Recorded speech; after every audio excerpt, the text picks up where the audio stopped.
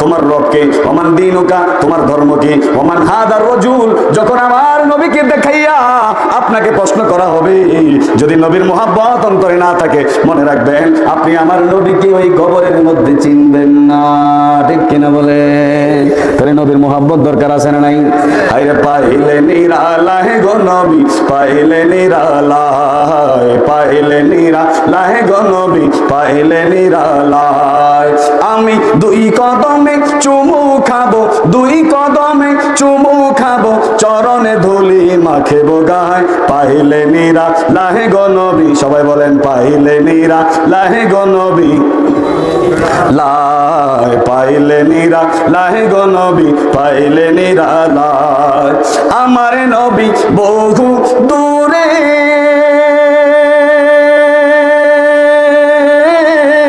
লোহিত সাগরের তীরে।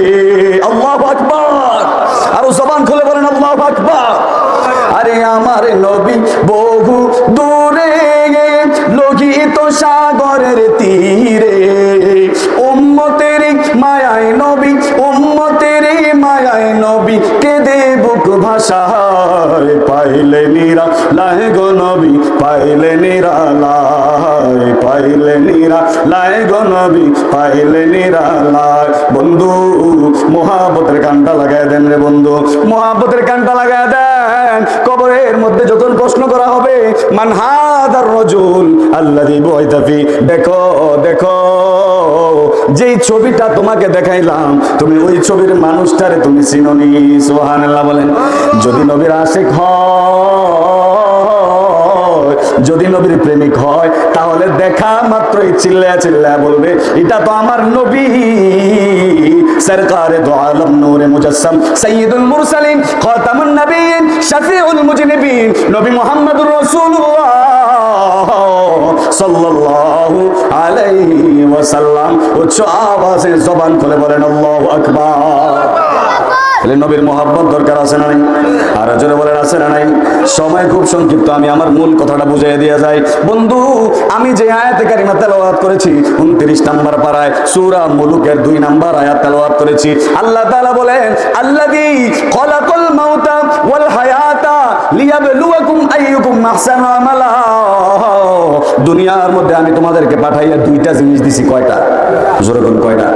দুইটা। হায়াতা ওয়াল মাউতা, জীবন এবং মরণ। কি কি? আরো জোরে বলেন। জীবন এবং মরণ আমি সৃষ্টি করেছি। এই মুহূর্তে আমরা এখানে বসে আছি জীবিত না মৃত? জোরে কোন?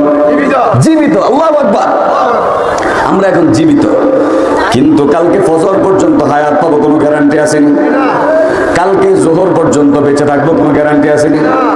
সামনের বছর চরগালদির যে মাহফিল হবে, এই হাবিবিয়া দরবার শরীফের মাহফিল পর্যন্ত হায়াত পাবো কোনো গ্যারান্টি আছে না? বন্ধু, মাইকের আওয়াজ অনেক দূরে যায়, মাইকের আওয়াজ অনেক দূরে যায় রে বন্ধু। এই মাইকের আওয়াজ যত দূর পর্যন্ত যায়, আমি সবার জন্য বলতে চাই, আমার ভাইরা রে, ও মুরব্বী বাবারা, পর্দার অন্তরালের মা বোনেরা গো, আজকে যে জান্নাতের বাগানে আপনারা এসেছেন, কিন্তু জান্নাতের বাগানে আসার পরেও আপনারা যারা জান্নাতের বাগানের সুঘ্রাণ নিতে পারেন নাই, যারা আজকে এত সুন্দর মাহফিল সাজাইয়া, এত সুন্দর জান্নাতের বাগান সাজাইয়া যারা আজকে জান্নাতের বাগানে বসতে পারেন নাই, মনে রাখবেন কালকে ফজর পর্যন্ত আপনি হায়াত নাও পাইতে পারেন। আপনি চিন্তা করতেছেন আজকে এখন না বসে হয়তো 12টার দিকে প্রধান বক্তা আসলে বসমো, অথবা পিসা হুজুর আসলে বসমো, কিন্তু পিসা হুজুর আসার আগ পর্যন্ত আপনি হায়াত পাবেন কিনা কোনো গ্যারান্টি নাই। দুনিয়ার কত মানুষ চা দোকানে গেছে, এক কাপ চা খাইছে, 5 মিনিট পরে হঠাৎ বুক ব্যথা আরম্ভ হয়েছে, হঠাৎ করে দুনিয়ার থেকে নাই, আছে না নাই? সকালবেলা দোকানে গেছে, যাইয়া সবার সাথে সাক্ষাৎ করছে, সবার সাথে দেখা হয়েছে, সবার সাথে কথা হয়েছে, হঠাৎ বাড়িতে যাইয়া দুপুর বেলা কেমন জানি মাথাটা ঘুরায়, পেটটা ব্যথা করে, জোরে একটা চিল্লান দিছে, জোরে একটা চিৎকার মাইরা কইছে, হাইরে কারে জানি দেখা যায়, কারে জানি দেখা যায়, ভয়ঙ্কর রূপে কে জানি আইছে।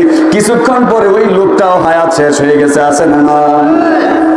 কিসের এত অহংকার, কিসের এত বাহাদুরি বাজান? এত টার্গেট নিয়ে কেমনে চলেন? কালকে এটা করবেন, 1 বছর পরে এটা করবেন, 10 বছর পরে ওইটা হবে, 5 বছর পরে এটা করবেন, কত প্ল্যানিং। কিন্তু আজরাইল আসতে দেরি, প্ল্যানিং শেষ হইতে দেরি হয় না, ঠিক কিনা বলেন? হায়রে আজকের হাবিবিয়া দরবার থেকে বলে যাই, ও আমার মায়েরা গো, ও বাবারা রে, হাবিবিয়া দরবার শরীফের মাহফিলে অনেকে এসেছেন, অনেক মা বোনেরা আজকে এসেছেন। আজকের মাইকের আওয়াজ অনেক দূর পর্যন্ত যায়, মাইকের আওয়াজ অনেকে শুনতেছেন। মাগো কালকে পর্যন্ত হায়াত পাবেন কিনা জানি না। দুনিয়ার সমস্ত আড্ডা, সমস্ত ফিতনা ফাসাদ, দুনিয়ার সমস্ত গীবত, আজকে যত কিছু আছে দুনিয়াবি সমস্ত কাজকর্ম যা কিছু আছে সব ছেড়ে দিয়ে আজকে মনোযোগ সহকারে কোরআন হাদিসের কথা শোনা আরম্ভ করে দেন। মাগো হয়তো পারে জীবনের শেষ মাহফিল আপনার জন্য হয়ে গেছে, দুনিয়ার শেষ মাহফিল হয়তো আপনার জন্য হয়ে গেছে। কার জন্য জানি? আমাদের ওই শান্তিনগর বাজারে পাসানির ওই মার্কেটে কাপড়ের দোকানে কার জন্য জানি সাদা কাপড় রেডি হয়ে গেছে, ঠিক কিনা বলেন? আমরা তো জানি না কার সাদা কাপড় চলে আসছে। কার জন্য জানি ওই বাঁশ বাগানের বাঁশ রেডি হয়ে গেছে, কার জন্য জানি আতরের দোকানের আতর রেডি হয়ে গেছে। আরে দুনিয়ার জীবন তো মিথ্যা একটা জীবন, এই দুনিয়া তো থাকার জায়গা নয়।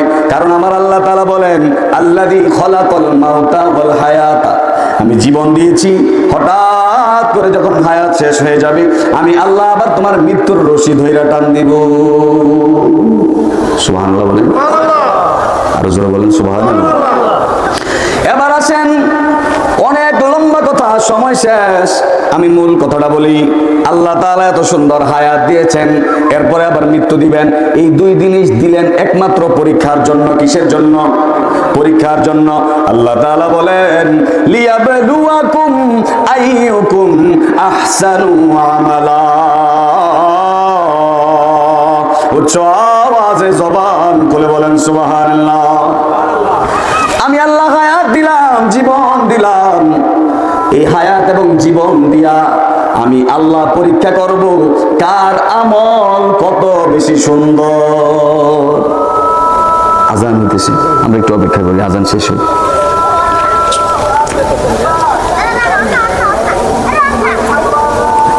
এই মসজিদের আজান শুরু হয়েছে। লিয়াবলুয়াকুম আইয়ুকুম আহসানু আমালা, আল্লাহ তাআলা আমাদের আমল পরীক্ষা করবেন। কি পরীক্ষা করবেন? কার আমল কত বেশি সুন্দর। লিয়াবলুয়াকুম আইয়ুকুম আহসানু আমালা, আমি আল্লাহ দেখব কার কোরআন তেলাওয়াত কত বিশুদ্ধ ছিল, আমি আল্লাহ দেখব কার সেজদাটা কত দামি ছিল, আমি আল্লাহ দেখব কার আমল, কার নামাজ কত সুন্দর ছিল।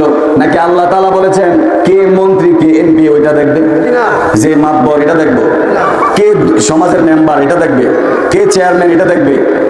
কাউরে দেখবে না। আল্লাহ তাআলা শুধুই একমাত্র মৃত্যুর পরে দেখবে। লিয়াবলুয়াকুম আইয়ুকুম আহসানু আমালা, কার আমল বেশি সুন্দর। যার আমল বেশি সুন্দর তার মৃত্যু সুন্দর, যার মৃত্যু সুন্দর তার কবর সুন্দর, যার কবর সুন্দর তার হাসর সুন্দর, যার হাসর সুন্দর তার ফুলসেরাত সুন্দর, যার ফুলসেরাত সুন্দর তার জান্নাত সবচাইতে দামি। বলেন আল্লাহু আকবার। তাহলে আমরা জান্নাতে যেতে চাই তো? আল্লাহ তাআলা কবুল করুন, বলেন।